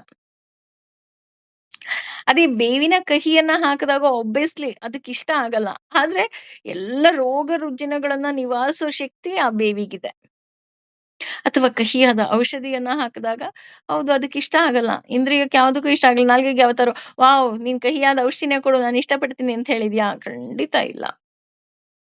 ಅದೇ ರೀತಿ ಈ ನಮ್ಮ ಹೊರಗಿನ ಇಂದ್ರಿಯಗಳು ಅಂದ್ರೆ ಕಣ್ಣಿನಿಂದ ನೋಡೋದಿರ್ಬೋದು, ಕಿವಿಯಿಂದ ಕೇಳೋದಿರ್ಬೋದು, ಬಾಯಿಯಿಂದ ಮಾತಾಡೋದು, ಮೂಗಿನಿಂದ ಮೂಸುವುದು, ಎಲ್ಲವುದೂ ಸಹ ನನಗೆ ಇವತ್ತಲ್ಲ ನಾಳೆ ಅದೇ ವಸ್ತುವಿನಿಂದ ನನಗೆ ದುಃಖ ಆಗತ್ತೆ ವಿನಃ 100% ನನಗೆ ಅದರಿಂದ ಸುಖ ಸಿಕ್ಕುತ್ತೆ ಅಂತ ಹೇಳೋದಕ್ಕೆ ಸಾಧ್ಯನೇ ಇಲ್ಲ. ಆದರೆ ಒಳಗಣ್ಣಿನಿಂದ ನೋಡಿದಾಗ ನನಗೆ ಆ ದುಃಖದ ಸ್ಪರ್ಶ ಇರೋದಿಲ್ಲ. ನಾನು ನನ್ನ ಭಗವಂತನನ್ನ ನನ್ನ ಒಳಗಣ್ಣಿನಿಂದ ನೋಡ್ತಾ ನನ್ನ ಹೃದಯದಲ್ಲಿ ಅವನನ್ನ ಬಚ್ಚಿಟ್ಕೊಂತೀನಿ ಅಂದಾಗ ನನಗೆ ನೋವಾಗೋದಿಕ್ ಸಾಧ್ಯನೇ ಇಲ್ಲ ಅಲ್ವಾ. ಭಗವಂತನನ್ನ ಆರಾಧನೆ ಮಾಡೋದ್ರಿಂದ, ಭಗವಂತನನ್ನ ಪೂಜೆ ಮಾಡೋದ್ರಿಂದ, ಭಗವಂತನನ್ನ ನಾವು ಸಂಪೂರ್ಣ ಶರಣಾಗೋದ್ರಿಂದ ಭಗವಂತ ಯಾರಿಗೂ ಎಲ್ಲಿಗೂ ಯಾರಿಗೂ ತೊಂದರೆ ಕೊಟ್ಟಿಲ್ಲ ರೀ. ತೊಂದ್ರೆ ಕೊಟ್ಟ ಹಾಗೆ ಕಾಣಿಸಿದ್ರು ಸಹ ನಾನು ಹೇಳಿದ್ನಲ್ಲ, ಜಸ್ಟ್ ಲೈಕ್ ಎ ಮೆಡಿಸನ್, ನಮ್ಗೆ ಆ ಟೈಮಿಗೆ ಅದು ಚೆನ್ನಾಗಿಲ್ಲ ಅಂತ ಅನ್ಸುತ್ತೆ ಬಿಟ್ರೆ, ಅದು ಇವತ್ತಲ್ಲ ನಾಳೆ ಅದು ಒಳ್ಳೇದೇ ಆಗತ್ತೆ. ಅದೇ ರೀತಿ ಎಲ್ಲವುದೂ ಸಹ ದೇವರಿಂದಲೇ ಆಗೋದು. ಅಂದ್ರೆ ಭಗವಂತನೇ ಕಾರಣ ಇದಕ್ಕೆ. ಯಾಕಪ್ಪ ಅಂತ ಅಂದ್ರೆ, ನಮಗೆ ಸುಖ ಇರ್ಬೋದು, ದುಃಖ ಇರ್ಬೋದು, ಅಥವಾ ಹೊರಗಣ್ಣಿನಿಂದ ಈ ಮೋಹ, ಈ ದೇಹ ಏನಿದೆ ಇದನ್ನ ದೇವಿ ಕೊಡ್ತಾ ಹೋದ್ರೆ, ಆ ಒಳ ಮನಸ್ಸಿನ ಸಮರ್ಪಣೆ ಭಾವ ಇರ್ಬೋದು, ಅಥವಾ ರಾಗ ದ್ವೇಷ ಏನೇ ಇರ್ಬೋದು, ಎಲ್ಲವುದೂ ಸಹ ನಮಗೆ ನಾರಾಯಣ ಕೊಡ್ತಾ ಹೋಗ್ತಾನೆ. ಹಾಗಾಗಿ ಇಲ್ಲಿ ಪ್ರತಿಯೊಂದು ಸಹ ಇಲ್ಲಿ ದೇವರ ಅನುಗ್ರಹವೇ ಆಗಿದೆ. ಇಲ್ಲಿ ಪುರುಷ ಅಂತ ಅಂದ್ರೆ ನಾರಾಯಣನೇ. ಎಲ್ಲ ಸುಖ ದುಃಖಗಳಿಗೆ ಕಾರಣ ಯಾರಪ್ಪ ಅಂದ್ರೆ ನಾರಾಯಣ. ಹಾಗಾಗಿ ಇಲ್ಲಿ ನಾನು ಸಂಪೂರ್ಣ ನಾನು ಅವನಿಗೆ ಶರಣಾಗ್ತಾ ಹೋಗ್ತೀವಿ. ಅದಕ್ಕೆ ಹೇಳ್ತಾ ಹೋಗೋದು. ಹಾಗಿದ್ರೆ ದೇಹವನ್ನ ಲಕ್ಷ್ಮಿ ಕೊಡ್ತಾಳೆ, ನನಗೆ ಅಂದ ಚಂದ ಬೇಕು ಅಂದ್ರೆ ಲಕ್ಷ್ಮಿಯನ್ನ ಆರಾಧನೆ ಮಾಡಿದ್ರೆ ಸಾಕಾ? ಅಥವಾ ನನಗೆ ಇಂದ್ರಿಯ ನಿಗ್ರಹವನ್ನ ಮಾಡಬೇಕು ಅಂದ್ರೆ ನಾರಾಯಣನಿಗೆ ಶರಣಾದ್ರೆ ಸಾಕಾ ಅಂತ ಅಂದ್ರೆ ಇಲ್ಲ. ಮನೆಯಲ್ಲಿ ಅಪ್ಪನ ಒಬ್ಬನನ್ನು ಪ್ರೀತಿಸಕ್ಕಾಗೋದಿಲ್ಲ, ಅಮ್ಮನ ಒಬ್ಳನ್ನು ಪ್ರೀತಿಸೋದಿಕ್ಕಾಗೋದಿಲ್ಲ. ಅಪ್ಪ ಅಮ್ಮ ಇಬ್ಬರನ್ನು ನಾವು ಸಮಾನವಾಗಿ ಗೌರವಿಸ್ಬೇಕು, ಸಮಾನವಾಗಿ ಪ್ರೀತಿಸ್ಬೇಕು. ಆಗ ಮಾತ್ರ ನಾವು ಒಳ್ಳೆ ಮಕ್ಕಳು ಅಂತ ಅನ್ಕೊಳ್ಳೋ ಹಾಗೆ, ಇಲ್ಲಿ ಲಕ್ಷ್ಮೀ ನಾರಾಯಣ ಏನಿದೆ ಅವರಿಬ್ಬರ ಅನುಗ್ರಹ ಬೇಕು ನಮಗೆ. ದಂಪತಿಗಳ ಅನುಗ್ರಹ ಇದ್ದಾಗ ಮಾತ್ರ ನಾವು ಸುಖವಾಗಿ ಇರೋದಿಕ್ಕೆ ಸಾಧ್ಯ. ಹಾಗಾಗಿ ಇಲ್ಲಿ ಪುರುಷ ಅಥವಾ ಪ್ರಕೃತಿ ಅಂದ್ರೆ ಲಕ್ಷ್ಮಿ ಮತ್ತು ನಾರಾಯಣ ಇಬ್ಬರ ಅನುಗ್ರಹವೂ ಸಹ ನಮಗೆ ಇಲ್ಲಿ ಬೇಕಾಗ್ತಾ ಹೋಗತ್ತೆ. ಕಳೆದ ಅಧ್ಯಾಯದಲ್ಲೂ ಭಗವಂತ ಹೇಳಿದ್ದ, 12ನೇ ಅಧ್ಯಾಯದಲ್ಲಿ ಅರ್ಜುನ ಕೇಳ್ತಾನೆ, ನಾನು ಲೌಕಿಕ ಅಥವಾ ಅಲೌಕಿಕ ಅಂದ್ರೆ ನಿನ್ನನ್ನ ಆರಾಧನೆ ಮಾಡ್ಲಾ ಅಥವಾ ಲಕ್ಷ್ಮಿಯನ್ನ ಆರಾಧನೆ ಮಾಡ್ಲಾ ಅಂತ ಅಂದಾಗ ಅವನ್ ಹೇಳ್ತಾ ಹೋಗ್ತಾನೆ, ನನ್ನನ್ನ ಆರಾಧನೆ ಮಾಡೋದು ಬಹಳ ಸುಲಭ, ಲಕ್ಷ್ಮಿ ಬಹಳ ಪರೀಕ್ಷೆಗಳನ್ನ ಮಾಡಿ ನಿನಗೆ ಪಾಸನ್ನ ಮಾಡ್ತಾಳೆ, ಅಂದ್ರೆ ಅನುಗ್ರಹವನ್ನ ಕೊಡ್ತಾಳೆ ಅಂತ. ಆದ್ರೆ ಇಲ್ಲಿ ಅವನೇ ಹೇಳ್ತಾ ಇದ್ದಾನೆ, ನಮ್ಮಿಬ್ಬರ ಅನುಗ್ರಹವೂ ಬೇಕು. ಯಾಕೆಂದ್ರೆ ನಾವು ಒಂದು ಮನೆ ಒಳಗ್ ಹೋಗ್ತೀವಿ ಅಂದಾಗ ಆ ಮನೆ ಒಡೆತಿಯೂ ಸಹ ಚೆನ್ನಾಗಿರ್ಬೇಕು, ಮನೆ ಒಡೆಯನೂ ಸಹ ಚೆನ್ನಾಗಿರ್ಬೇಕು. ಹಾಗೆಯೇ ಇಲ್ಲಿ ಲಕ್ಷ್ಮಿ ಮತ್ತು ನಾರಾಯಣ ಇಬ್ಬರ ಅನುಗ್ರಹವಿದ್ರೆ ಮಾತ್ರ ಸಾಧ್ಯ ಆಗ್ತಾ ಹೋಗತ್ತೆ. ಅದೇ ಮುಂದುವರೆದು ಹೇಳ್ತಾ ಹೋಗ್ತಾರೆ, ಪುರುಷ ಅಂದ್ರೆ ಇಲ್ಲಿ ಪುರುಷ ಅಂದ್ರೆ ಜೀವಿ ಅಂತ ತಗೊಳ್ತಾ ಇದ್ದಾರೆ. ಜೀವಿಯು ಪ್ರಕೃತಿಸ್ಥ ಅಂದ್ರೆ ಭೌತಿಕ ಶಕ್ತಿಯಲ್ಲಿ ನೆಲೆಸಿ ಹೀ ಖಂಡಿತವಾಗಿಯೂ ಭೂಂಕ್ತೆ ಅನುಭವಿಸುತ್ತಾನೆ. ಪ್ರಕೃತಿ ಜಾನ್ ಭೌತಿಕ ಪ್ರಕೃತಿಯ ಉತ್ಕೃಷ್ಟವಾದ ಗುಣಾನ್ ಪ್ರಕೃತಿ ಗುಣಗಳನ್ನು, ಕಾರಣವು ಗುಣಸಂಗಹ ಪ್ರಕೃತಿ ಗುಣಗಳ ಸಂಘವು, ಅಸ್ಯ ಜೀವಿಯು ಸತ್ ಅಸತ್ ಒಳ್ಳೆಯ ಮತ್ತು ಕೆಟ್ಟ ಯೋನಿ ಜೀವ ಜಾತಿಗಳ ಜನ್ಮಾನುಸು ಅಂದ್ರೆ ಜನ್ಮಗಳಲ್ಲಿ, ಅಂದ್ರೆ ಈ ಐಹಿಕ ಪ್ರಕೃತಿಯಲ್ಲಿ ಜೀವಾಣುಗಳಿಗೆ ಈ ತ್ರಿಗುಣಗಳ ಅನುಭವ ಬರ್ತಾ ಹೋಗುತ್ತೆ. ಹಾಗೆ ಬದುಕಿನ ರೀತಿಯನ್ನ ಅನುಸರಿಸ್ತಾ ಹೋಗ್ತಾನೆ. ಇದಕ್ಕೆ ಐಹಿಕ ಪ್ರಕೃತಿ ಏನಾಗ್ತಾ ಹೋಗುತ್ತೆ, ಅದು ಸಹಯೋಗವೇ ಕಾರಣ ಆಗ್ತಾ ಹೋಗುತ್ತೆ. ಹೀಗೆ ಅವನು ವಿವಿಧ ಜೀವಿಗಳ ವರ್ಗದಲ್ಲಿ ಒಳ್ಳೆಯವನು ಅಥವಾ ಕೆಟ್ಟದ್ದನ್ನ ಅನುಭವಿಸ್ತಾ ಹೋಗ್ತಾನೆ. ಅಂದ್ರೆ ಇದು ಏನ್ ಹೇಳ್ತಾ ಹೋಗ್ತಿದೆ ಅಂದ್ರೆ, ಸುಖ ದುಃಖಗಳಿಗೆ ನಾರಾಯಣನೇ ಕಾರಣ. ಹಾಗೆ ಈ ದೇಹದಲ್ಲಿ ಏನೆಲ್ಲ ಇದೆ ಇದಕ್ಕೆ ಲಕ್ಷ್ಮಿಯೇ ಕಾರಣ. ಹಾಗಿದ್ರೆ ಕೆಲವ್ರು ಹೇಳ್ತಾರೆ, ಇಲ್ಲ ಕಣ್ರಿ, ಈ ಪ್ರಕೃತಿ, ನಾರಾಯಣ, ಲಕ್ಷ್ಮಿ, ಭಗವಂತ ಇದು ಯಾವ್ದು ಇಲ್ವೇ ಇಲ್ಲ, ಇದೆಲ್ಲ ಬರೀ ಸುಳ್ಳು, ಹಾಗೆ ಹೀಗೆ ಇದೆಲ್ಲ ಭ್ರಮೆ ಅಂತ ಹೇಳಕ್ ಹೋದ್ರೆ ಖಂಡಿತವಾಗಿಯೂ ಸಹ ಇದು ಭ್ರಮೆ ಅಲ್ಲ. ಯಾಕೆ ಅಂತ ಅಂದ್ರೆ, ಎಷ್ಟು ಸುಂದರವಾಗಿ ಹೇಳ್ತಾ ಹೋಗ್ತಾನಪ್ಪ ಭಗವಂತ ಅಂದ್ರೆ, ಪ್ರಕೃತಿ ಪುರುಷಸ್ಥೋಹಿ. ಇಲ್ಲಿ ಪ್ರಕೃತಿಯಿಂದ ಬದಲಾವಣೆ ಗುಣಗಳನ್ನ ನಾವು ಅನುಭವಿಸ್ತಾ ಹೋಗ್ತೀವಿ. ಇಲ್ಲಿ ಹಿ ಅಂತಲೇ ಹಿ ಅಂತ ಒಂದು ಅಕ್ಷರವನ್ನ ಬಳಸ್ತಾ ಇದ್ದಾರೆ. ಹಿ ಅಂತ ಅಂದ್ರೆ ಅನುಭವಿಸ್ಲೇಬೇಕು. ಅಂದ್ರೆ ಅನುಭವಿಸ್ಲೇಬೇಕು ಅಂತ ಅಂದ್ರೆ ಈ ನಮ್ಮ ಎಕ್ಸ್ಪೀರಿಯನ್ಸ್ ಏನಿದೆ ಇದನ್ನ we have to know other option. ನಮಗೆ ಬೇರೆ ಆಪ್ಷನ್ನೇ ಇಲ್ಲ.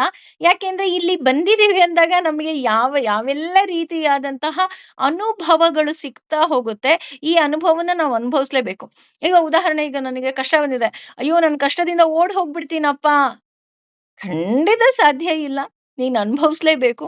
ಅಥವಾ ಸುಖ, ಅಯ್ಯೋ ನನಗೆ ಸುಖ ಬೇಡಪ್ಪ, ನಾನು ಓಡೋಗ್ಬಿಡ್ತೀನಿ, ಇಲ್ಲ, ನೀನು ಸುಖ ಇರ್ಲಿ ದುಃಖ ಇರ್ಲಿ ಅದು ಯಾವುದೇ ಇರ್ಲಿ, ನೀನು ಅದನ್ನ ಅನುಭವಿಸ್ಲೇಬೇಕು. ಆ ಅನುಭವ ಸುಳ್ಳಾಗತ್ತಾ? ಖಂಡಿತ ಇಲ್ಲ. ಅದನ್ನೇ ಇಲ್ಲಿ ಹೇಳ್ತಾ ಇರೋದು. ಎಕ್ಸ್ಪೀರಿಯನ್ಸ್ ಯಾವತ್ತಾದ್ರೂ ಸುಳ್ಳಾಗತ್ತಾ ಅಂದ್ರೆ ಖಂಡಿತ ಸುಳ್ಳಾಗಲ್ಲ. ಇಲ್ಲ, ನಾನು ಅನುಭವಿಸಿದೀನಿ. ನಾನೀಗ ಫಾರ್ ಎಕ್ಸಾಂಪಲ್ ಯಾವುದೋ ಒಂದು ಹಾಸ್ಪಿಟಲ್ಗೆ ಹೋಗಿದ್ದೆ, ಅಲ್ಲಿ ತುಂಬಾ ಚೆನ್ನಾಗಿ ಟ್ರೀಟ್ಮೆಂಟ್ ಎಲ್ಲ ಕೊಟ್ಟಿದ್ದಾರಪ್ಪ, ನಾನು ಹೋಗಿದ್ದೆ, ನಾನು ಅಡ್ಮಿಟ್ ಆಗಿದ್ದೆ, ನನಗೇನೋ ಒಂದು ಕಾಯಿಲೆ ಬಂದಿತ್ತು, ವಾಸಿಯಾಗಿತ್ತು ಅಂತ ನಾವು ಹೇಗೆಲ್ಲ ಹೇಳ್ತಾ ಹೋಗ್ತೀವಿ. ಹೇಗೆ ಹೇಳಿದ್ವಿ? By experience. ಅಥವಾ ಯಾವುದೋ ಒಂದು ಹೋಟೆಲ್ ಬಗ್ಗೆ ಹೇಳ್ತಾ ಹೋಗ್ತೀವಿ. "ಏ ಇಲ್ಲ, ಇಲ್ಲ ಅಲ್ಲಿ ಊಟ ತುಂಬಾ ಚೆನ್ನಾಗಿರುತ್ತೆ. ನಾನ್ ತಿಂದಿದ್ದೀನಿ. ಅಲ್ಲೇನೋ ನನಗೇನು ಸ್ಟಮಕ್ ಇನ್ಫೆಕ್ಷನ್ನೋ ಇನ್ನೊಂದೋ ಮತ್ತೊಂದೋ ಆಗೇ ಇಲ್ಲ." ಹೇಗ್ ಹೇಳಿದ್ರಿ? By experience. ಹಾಗೇನೆ ಇಲ್ಲಿ ಅಂದ್ರೆ ಅನುಭವಿಸ್ಲೇಬೇಕು. ಈ ಪ್ರಕೃತಿಯಿಂದ ಬದಲಾಗದ ಗುಣಗಳು ನಾವು ಅನುಭವಿಸ್ಬೇಕಾಗತ್ತೆ. ಅಂದ್ರೆ ಈಗ ಬೆಂಕಿ ಸುಡುತ್ತೆ ಅಂತ ಅಂದ್ರೆ, "ಏ ಸುಡಲ್ಲ ಕಣ್ರೀ, ಯಾರ್ರೀ ಹೇಳಿದ್ದು?" ಅಂತ ಯಾರಾದ್ರು ಹೇಳ್ತಾರಾ? ಇಲ್ಲ ಅಲ್ವಾ? ನಮ್ಮೆಲ್ರಿಗೂ ಗೊತ್ತು. ಬೆಂಕಿ ಅಂದ ತಕ್ಷಣ ಆಬ್ವಿಯಸ್ಲಿ ಸುಟ್ಟೇ ಸುಡುತ್ತೆ. ಒಂದು ಚಿಕ್ಕದಿರ್ಲಿ, ದೊಡ್ಡದಿರ್ಲಿ. ಅದೇ ರೀತಿ ಒಬ್ಬ ಜೀವಿ ಏನಾಗುತ್ತೆ, ಈ ಪ್ರಕೃತಿಯಿಂದ ಉಂಟಾಗುವ ಈ ಸುಖ ದುಃಖಗಳನ್ನ ನಾವು ಅನುಭವಿಸ್ಲೇಬೇಕಾಗತ್ತೆ. ಈ ಪ್ರಕೃತಿ ಏನ್ ಮಾಡ್ತಾ ಹೋಗುತ್ತೆ, ನಮಗೆ ಕೊಡ್ತಾ ಹೋಗುತ್ತೆ. ಇದು ಅವನ ಶಿಕ್ಷಣ ಪದ್ಧತಿ ಅಂತಲೂ ಸಹ ಹೇಳ್ತಾ ಹೋಗ್ತಾರೆ. ಯಾಕೆಂದ್ರೆ ನಾವು ಬುದ್ಧಿ ಕಲಿಬೇಕು ಅಂದಾಗ ಈ ರೀತಿಯಾದಂತಹ ಕೆಲವು ಶಿಕ್ಷಣವನ್ನ ಅವನು ಕೊಟ್ಟೇ ಕೊಡ್ತಾನೆ. ಈಗ ಫಾರ್ ಎಕ್ಸಾಂಪಲ್ ಮಿಲಿಟರಿಗೆ ಹೋಗ್ತೀವಿ ಅಂದಾಗ ಅವರಿಗೆ ಫಿಸಿಕಲಿ ತುಂಬಾ ಎಕ್ಸರ್ಸೈಸಸ್‌ನ ಮಾಡಿಸ್ತಾರೆ.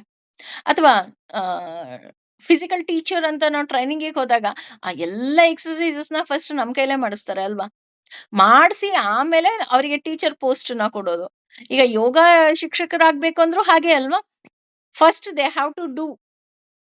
ಹಾಗೇನೆ ಇದು ಭಗವಂತ ನಮಗೆ ಕೊಡ್ತಾ ಇರುವಂತಹ ಪರೀಕ್ಷೆಗಳು. ಇಲ್ಲ ನೀನಿದ್ ಮಾಡ್ಲೇಬೇಕು. ನೀನಿದ್ ಅನುಭವಿಸ್ಲೇಬೇಕು. ಸಪೋಸ್ ಈಗ ನಾನು ಅನುಭವಿಸ್ಲಿಲ್ಲ ಅಂದ್ರೆ ಏನಾಗುತ್ತೆ ಅಂತ ನೋಡೋದಾದ್ರೆ, ಪ್ರಕೃತ್ ಕಾರಣಂ ಗುಣಸಂಘಸ್ಯ ಸದಸದ್ಯೋನಿ ಜನ್ಮಸು. ಅಂದ್ರೆ ಈಗ ಇದರಿಂದ ನಾನು ಯಾವುದೇ ರೀತಿಯಾದಂತಹ ಪಾಠವನ್ನ ಕಲೀಲೇ ಇಲ್ಲ. ಈ ಜನ್ಮದಲ್ಲಿ ನಾನ್ ಬಂದೆ, ನಾನ್ ತುಂಬಾ ಮಜಾ ಮಾಡ್ಕೊಂಡೆ, ನಾನ್ ಹೋದೆ. ಆದ್ರೆ ಇಲ್ಲಿ ಭಗವಂತನೂ ಹೇಳ್ತಾ ಹೋಗ್ತಾನೆ, ಸೇರುವುದು ಅನ್ನೋದ್ರಲ್ಲಿ 2 ರೀತಿ ಇದೆ. ಇದನ್ನ ನಾವು ಆಲ್ರೆಡಿ ತಿಳ್ಕೊಂಡ್ಬಿಟ್ಟಿದೀವಿ. ಒಂದು ನದಿಗಳು ಹರಿದು ಹೋಗಿ ಭಗವಂತನನ್ನ ಸೇರೋ ಹಾಗೆ. ಇನ್ನೊಂದು ಹುಳ ಬೆಂಕಿಯಲ್ಲಿ ಬಿದ್ದು ಭಗವಂತನನ್ನ ಸೇರೋ ಹಾಗೆ.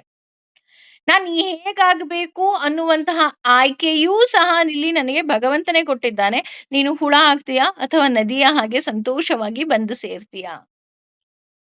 ಸಪೋಸ್ ನಾನು ಏನೂ ಕಲ್ತ್ಕೊಳ್ಳೇ ಇಲ್ಲ ಅಂದ್ರೆ ಆಬ್ವಿಯಸ್ಲಿ ನಮ್ಗೆಲ್ಲ ಗೊತ್ತು ನಮ್ಗೆ ಆ ಹುಳದ ಜೀವನದ ರೀತಿ ಆಗತ್ತೆ. ಅಂದ್ರೆ ಮತ್ತೆ ಮತ್ತೆ ಹುಟ್ಟಿ ಬರೋದಕ್ಕೆ ಈ ಗುಣ ಸಂಘಗಳೇ ಕಾರಣವಾಗ್ತಾ ಹೋಗುತ್ತೆ. ರಜೋಗುಣ, ತಮೋಗುಣ ಮತ್ತೆ ಸಾತ್ವಿಕ ಗುಣಗಳು ಅಂತ ನಾವು ಹೇಳ್ತಾ ಹೋಗ್ತೀವಿ. ಈ ಗುಣ ಚೆನ್ನಾಗಿದೆ, ಆ ಗುಣ ಚೆನ್ನಾಗಿದೆ. ಇಲ್ಲ. ರಜೋಗುಣ, ತಮೋಗುಣ ಮತ್ತು ಸಾತ್ವಿಕ ಗುಣ ಇದ್ರೂ ಸಹ ನಾನು ಮತ್ತೆ ಮತ್ತೆ ಮತ್ತೆ ಈ ಭೂಮಿಯಲ್ಲಿ ಹುಟ್ಟಿ ಬರ್ಬೇಕಾಗತ್ತೆ. ಇಲ್ಲಪ್ಪ ಬೇಡಪ್ಪ ನನಗೆ ಈ ಜನ್ಮನೇ ಬೇಡ ಅಂತ ಅನ್ನೋದಾಗಿದ್ರೆ, ನಾನು ಏನ್ ಮಾಡ್ಬೇಕಪ್ಪ ಅಂದ್ರೆ ತ್ರಿಗುಣಗಳನ್ನ ಮೀರಿ ನಿಲ್ಬೇಕಾಗತ್ತೆ. Complete surrender. ಯೋಗಿಗಳ ಹಾಗೆ. Complete surrender. ಭಗವಂತ ಇಲ್ಲ ನನಗೇನೂ ಬೇಡ, ನೀನೇ ಬೇಕು. ಅದಕ್ಕೆ ಇಲ್ಲಿ ಹೇಳಿದ್ದು ಹೊರಗಿನ ಇಂದ್ರಿಯಗಳು ಏನು ನಮಗೆ ಇದನ್ನ ಸುಖವನ್ನ ಕೊಡ್ತಾ ಇದೆ, ಈ ಎಲ್ಲಕ್ಕೂ ಸಹ ದುಃಖದ ಸ್ಪರ್ಶ ಇರ್ತಾ ಹೋಗುತ್ತೆ. ಹಾಗಾಗಿ ದೇವಿಯೂ ಸಹ ಹೇಳ್ತಾ ಇದ್ದಾಳೆ, ನೀನು ಈ ಹೊರಗಣ್ಣಿನ ನೀನು ನೋಡೋದ್ರಿಂದ ನಿನಗೆ ಭಗವಂತ ಸಿಗೋದಿಕ್ಕೆ ಸಾಧ್ಯವೇ ಇಲ್ಲ. ನೀನು ನಿನ್ನ ಒಳಗಣ್ಣಿನಿಂದ ನೋಡ್ಬೇಕು. ನಾನು ಹೊರಗಡೆ ಭಗವಂತನನ್ನ ಕೂರಿಸ್ತಾ ಇದ್ದೀನಿ, ಆರಾಧನೆ ಮಾಡ್ತಿದ್ದೀನಿ, ಈ ವ್ರತ ಮಾಡ್ತಾ ಇದ್ದೀನಿ, ಆ ವ್ರತ ಮಾಡ್ತಾ ಇದ್ದೀನಿ. ಇಲ್ಲ, ನೀನು ನಿನ್ನ ಒಳ ಮನಸ್ಸಿನಲ್ಲಿ ಅವನನ್ನ ಹುಡುಕು. ಅವನನ್ನ ನೀನು ಅಲ್ಲಿ ಆರಾಧನೆ ಮಾಡು. ಅವನು ನಮಗೆ ಏನ್ ಮಾಡ್ತಾ ಹೋಗ್ತಾನೆ, ಪ್ರತಿಯೊಂದು ಭಾವವನ್ನ ಅವನೇ ಕೊಡ್ತಾ ಹೋಗ್ತಾನೆ. ಅದಕ್ಕೆ ನಾವು ಯಾವ್ದ್ಯಾವ್ದೋ ಒಂದು ವ್ರತ ಹೊರಗಡೆಯಿಂದ ಮಾಡ್ಬೇಕಂದ್ರೂ ನಾವೊಂದು ಸಂಕಲ್ಪ ಮಾಡ್ತೀವಿ. ಭಗವಂತ ಯಾವುದೇ ರೀತಿಯಾದಂತಹ ದೋಷಗಳಿಲ್ಲದ ಹಾಗೆ ಅಥವಾ ವಿಘ್ನಗಳು ಬಾರದ ಹಾಗೆ ಈ ಕೆಲಸವನ್ನ ಮಾಡಿಸ್ಕೊಡು, ಈ ವ್ರತವನ್ನ ಮಾಡಿಸು. ನೋಡಿ ಅದಕ್ಕೂ ಅವನ ಮೊರೆನೇ ಹೋಗ್ಬೇಕು. ಅದಕ್ಕೆ ಹೇಳ್ತಾ ಇರೋದು ಇಲ್ಲಿ ಪ್ರಕೃತಿ ಮತ್ತೆ ಪುರುಷ ಅಂದ್ರೆ ಪ್ರಕೃತಿ ಅಂದ್ರೆ ದೇವಿ, ಪುರುಷ ಅಂದ್ರೆ ಇಲ್ಲಿ ನಾರಾಯಣ. ಪ್ರಕೃತಿ ಮತ್ತೆ ಪುರುಷ ಏನಾಗಿದೆ, ಸ್ತ್ರೀ ತತ್ವ ಮತ್ತು ಪುರುಷ ತತ್ವ ಇದೆರಡರಿಂದ ನಮ್ಮ ಜೀವನ ಆಗ್ತಾ ಹೋಗ್ತಿದೆ. ನಾವು ಕಂಪ್ಲೀಟ್ ಸರೆಂಡರ್ ಆದಾಗ ಮಾತ್ರ ನಮ್ಮ ಜೀವನ ಇನ್ನಷ್ಟು ಮತ್ತಷ್ಟು ಸುಂದರವಾಗಿರೋದಕ್ಕೆ ಸಾಧ್ಯ. ಅದ್ರ ಜೊತೆ ನಾವು ಹಳೆಯ ಅಧ್ಯಾಯದಲ್ಲಿ ಆಲ್ರೆಡಿ ತಿಳ್ಕೊಂಡ್ಬಿಟ್ಟಿದೀವಿ. ಕೃಷ್ಣನ ಭಕ್ತರಾದವರು, ಭಗವಂತನ ಭಕ್ತರಾದವರು ಎಲ್ಲರನ್ನ ಆರಾಧಿಸ್ತಾರೆ, ಎಲ್ಲರನ್ನ ಪ್ರೀತಿಸ್ತಾರೆ. ಆದ್ರೆ ಎಲ್ಲರ ಒಳಗೆ ಭಗವಂತನನ್ನ ಕಾಣ್ತಾ ಹೋಗ್ತಾರೆ. ಉದಾಹರಣೆ, ನೀನ್ ಗಣಪತಿ ಪೂಜೆ ಮಾಡ್ತಾ ಇದ್ರು ಸಹ ಗಣಪತಿಯಿಂದ, ಓ ಗಣಪತಿಗೆ ನಾನು ಪೂಜೆ ಮಾಡ್ತಾ ಇದ್ದೀನಿ, ಈ ಪೂಜೆ ಫಲವನ್ನ ಗಣಪತಿ ತೆಗೆದುಕೊಂಡು ಹೋಗಿ ನನ್ನ ನಾರಾಯಣನಿಗೆ ಕೊಡ್ತಾನೆ. ಅಥವಾ ಯಾವುದೋ ಒಂದು ಹೋಮವನ್ನ ಮಾಡ್ತಾ ಇದ್ದೀನಿ, ಆಗ ಎಸ್, ಇದು ಹೋಗಿ ನನ್ನ ನಾರಾಯಣನಿಗೆ ಸೇರುತ್ತೆ. ಅಥವಾ ಯಾವುದೋ ಒಂದು ಧರ್ಮ ಕಾರ್ಯವನ್ನ ಮಾಡ್ತಾ ಇದೆಯಾ, ನಾಹಂ ಕರ್ತ ಹರಿಕರ್ತ, ಭಗವಂತ ನನ್ನ ಕೈಯಲ್ಲಿ ಮಾಡಿಸ್ತಾ ಇದ್ದಾನೆ ಅಷ್ಟೇ. ಈ ರೀತಿ ಕಂಪ್ಲೀಟ್ ಸರೆಂಡರ್ ಆದಾಗ ಮಾತ್ರ ನನಗೆ ಭಗವಂತ ಅನುಗ್ರಹವನ್ನ ಕೊಡ್ತಾ ಹೋಗ್ತಾನೆ ಅನ್ನುವಂತಹ ಸವಿಸ್ತಾರವಾದ ವಿಚಾರಗಳನ್ನ ಭಗವಂತ ಇನ್ನಷ್ಟು ಮತ್ತಷ್ಟು ನಮಗೆ ತಿಳಿಸ್ತಾ ಹೋಗ್ತಾನೆ. ಇನ್ನೂ ಏನೆಲ್ಲ ತಿಳಿಸ್ತಾನೆ ಅನ್ನೋದನ್ನ ಮುಂದಿನ ತರಗತಿಗಳಲ್ಲಿ ನೋಡೋಣ. ಸದ್ಯಕ್ಕೆ ನಾವು ತಿಳ್ಕೊಂಡಿದ್ದು ಒಂದೇ, ಭಗವಂತನಿಲ್ಲದೆ ಏನೂ ಆಗುವುದಿಲ್ಲ. ಭಗವಂತನೇ ಸರ್ವಸ್ವ, ಸರ್ವೋತ್ತಮ ಅಂತ ಅದಕ್ಕೋಸ್ಕರನೇ ನಾವು ಅವನನ್ನು ಕರೆಯೋದು. ಯಾಕೆ ಅಂದ್ರೆ ಅವನು ಉತ್ತಮರಲ್ಲಿ ಉತ್ತಮರಾಗಿದ್ದಾನೆ. ಆತ ನಮ್ಮ ಕೈ ಹಿಡಿದು ನಡೆಸ್ತಾ ಇದ್ದಾನೆ ಅಷ್ಟೆ. ನಾಹಂ ಕರ್ತ ಹರಿಕರ್ತ. ಯಾಕೆ ಇದನ್ನೆಲ್ಲ ಪ್ರತಿದಿನ ಹೇಳ್ತೀವಿ ಅಂದ್ರೆ, ನಾನು ಹೇಳದ್ನಲ್ಲ, ಪ್ರತಿದಿನ ನಾವು ಸ್ನಾನ ಮಾಡಿದ ಹಾಗೆ ಮನಸ್ಸಿಗೂ ಸಹ ನಾವು ಸ್ನಾನವನ್ನ ಮಾಡಿಸ್ಬೇಕಾಗತ್ತೆ. ಹಾಗಾಗಿ ಪ್ರತಿದಿನ ಇಂತಹ ಒಳ್ಳೆಯ ವಿಚಾರಗಳನ್ನ ನಮ್ಮ ಮನಸ್ಸು ಮರ್ತು ಬಿಡುತ್ತೆ ಕಣ್ರಿ. ಹಾಗಾಗಿ ಪ್ರತಿನಿತ್ಯ ಈ ಎಲ್ಲ ವಿಚಾರಗಳನ್ನ ಅದಕ್ಕೆ ತಿಳಿಸ್ತಾನೇ ಇರಬೇಕು. ಹೇಗೆ 1ನೇ ಕ್ಲಾಸ್ ಮಗುಗೆ ಪ್ರತಿನಿತ್ಯ ಅಮ್ಮ ಮಗ್ಗಿ ಹೇಳಿಸ್ತಾಳೆ. ಯಾಕೆ ಅಂತಂದ್ರೆ ಆ ಮಗು ಮರ್ತು ಹೋಗ್ಬಾರ್ದು. ಅಂದ್ರೆ ಮನಸ್ಸಿನಲ್ಲಿ ಗಟ್ಟಿಯಾಗಿ ಕುತ್ಕೋಬೇಕು ಅಲ್ಲಿವರೆಗೂ. ಈಗ ಯಾರಾದ್ರೂ ನಮ್ಗೆ ಆತರ ಕಲ್ಸಿದ್ರೆ, ಈಗ್ಲೂ ನಮ್ಗೆ ಕನ್ಸಲ್ ಕೇಳಿದ್ರು ನಾವು ಟೇಬಲ್ಸ್ ನ ಹೇಳ್ತೀವಿ ಅಲ್ವಾ? ಯಾಕೆ? ಅದು ಮನಸ್ಸಿನಲ್ಲಿ ಅಚ್ಚೆ ಆಗಿದೆ. ಅದೇ ರೀತಿ ಭಗವಂತನ ಭಕ್ತಿ ಅನ್ನೋದು ಸಹ ಅಷ್ಟೇ, ಪ್ರತಿನಿತ್ಯ ನಮ್ಮ ಮನಸ್ಸಿನಲ್ಲಿ ಅಚ್ಚೆಯಾಗಿ ಉಳಿಬೇಕು. ಯಾಕೆ ಅಂತ ಅಂದ್ರೆ, ಆಗ ನಾನು ನನ್ನ ಸಾವಿನ ಆ ಸುಂದರವಾದ ಕ್ಷಣದಲ್ಲಿ ಬೇರೆ ಏನನ್ನೋ ಅಲ್ಲ, ಅವನನ್ನ ಜ್ಞಾಪಿಸ್ಕೊಳ್ಳೋದಿಕ್ಕೆ ಅದು ಸಹಕಾರಿಯಾಗತ್ತೆ. ಆಗ ನಾನು ಅವನನ್ನ ಸೇರ್ಬೋದು. ಇಲ್ಲ ಅಂತ ಅಂದ್ರೆ ಭರತನ ಹಾಗೆ ಪಾಪ ಜಿಂಕೆಯನ್ನ ನೋಡಿ ಜಿಂಕೆಯಾಗಿ ಹುಡ್ತಾನೆ. ಆಮೇಲೆ ಇಲ್ಲಪ್ಪ, ನಾನ್ ನಿನ್ನ ಭಕ್ತ ಅಂತಾನೆ ಸತ್ತಿದ್ರಿಂದ ಮತ್ತೆ ಜಡಭರತನಾಗಿ ಹುಡ್ತಾನೆ. ಜಡಭರತನಾದ ತಕ್ಷಣ ಅವನಿಗೊಂದು ಜ್ಞಾನೋದಯ ಆಗ್ಬಿಡುತ್ತೆ. ಇಲ್ಲ ಇಲ್ಲ ಇಲ್ಲ, ನಾನ್ ಭಗವಂತ ಬಿಟ್ಟು ಇನ್ನೇನನ್ನು ಜ್ಞಾಪಿಸ್ಕೋಬಾರ್ದು. ಅದಕ್ಕೋಸ್ಕರನೇ ಅಲ್ವಾ ಪಾಪ ಅವನಿಗೆ ಯಾವುದೇ ರೀತಿಯಾದಂತಹ ಆಹಾರಗಳನ್ನ ಕೊಟ್ರು ಅವನು ಸೇವನೆ ಮಾಡ್ತಾ ಇದ್ದ. ಏನ್ ಹೇಳಿದ್ರು ಅವನೆಲ್ಲಾ ಕೆಲಸವನ್ನ ಮಾಡ್ತಿದ್ದ. ಭಗವಂತ ಭಗವಂತ ಭಗವಂತ ಕೃಷ್ಣಾರ್ಪಣಮಸ್ತು. ಆ ರೀತಿ ಮನಸ್ಸಿನಲ್ಲಿ ಅಚ್ಚೆಯಾಗಿ ಉಳಿಬೇಕು ಭಗವಂತನ ಪ್ರೀತಿ.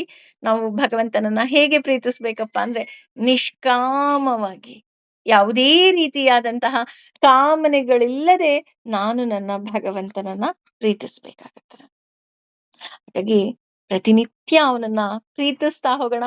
ನಮ್ಮಿಂದ ಏನೇ ತಪ್ಪಾಗಿದ್ರು ಸಹ ಸರ್ವಂ ಶ್ರೀ ಕೃಷ್ಣಾರ್ಪಣಮಸ್ತು. ಭಗವಂತ ದಯವಿಟ್ಟು ನನ್ನನ್ನ ಕ್ಷಮಿಸಿ, ನನ್ನನ್ನ ಧರ್ಮ ಮಾರ್ಗದಲ್ಲಿ ನಡೆಸುವ ಕಾರ್ಯ ನಿನ್ನದು ತಂದೆ ಅಂತ ಹೇಳಿ ನಾನು ಅವನಿಗೆ ಶರಣಾಗ್ಬೇಕಾಗತ್ತೆ. ಸರ್ವಂ ಶ್ರೀ ಕೃಷ್ಣಾರ್ಪಣಮಸ್ತು. ಲೋಕ ಸಮಸ್ತ ಸುಖಿನೋ ಭವಂತು. ಸಮಸ್ತ ಸನ್ಮಂಗಲಾನಿ ಭವಂತು. Thank you.